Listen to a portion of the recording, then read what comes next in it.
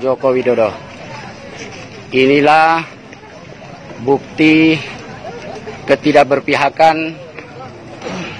negara terhadap kami rakyat lemah yang memegang alas hak sertifikat, dan kami tidak pernah berperkara sama siapapun dan tidak pernah digugat oleh siapapun. Tiba-tiba ada eksekusi. Sepengetahuan hukum saya, tidak ada eksekusi bagi orang yang tidak berperkara. Ini yang kami pahami. Ini terjadi anarkisme terhadap proses eksekusi yang dilakukan oleh pengadilan terhadap masyarakat lemah. Termasuk saya, anggota DPRD dari Kabupaten Sumbawa Barat. Ada sebidang tanah saya yang sudah bersertifikat dan saya tidak pernah digugat. Dan saya tidak pernah mendapat keputusan hukum dan saya tidak pernah gugat. Ini sebagai referensi yang akan saya kirim ke negara, ke Bapak Presiden Republik Indonesia. Dan saya kader Bapak.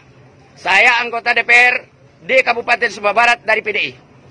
Inilah bentuk dari anarkisme yang dilakukan oleh negara terhadap rakyat memegang alas hak hukum terhadap kepemilikan tanahnya. Dan kami tidak pernah digugat.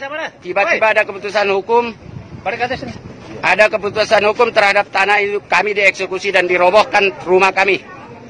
Demikian informasi agar Bapak Presiden menjadikan ini atensi untuk kita untuk ditindaklanjuti berikutnya. Kasihan orang punya alas hukum, ada sertifikat, ada apa, tidak pernah berperkara, tiba-tiba ada keputusan hukum dinyatakan kalah dan diproses hukum dan digugat. Terima kasih. Come on. Para pemilik tanah di negeri ini bersiaplah dengan aturan baru.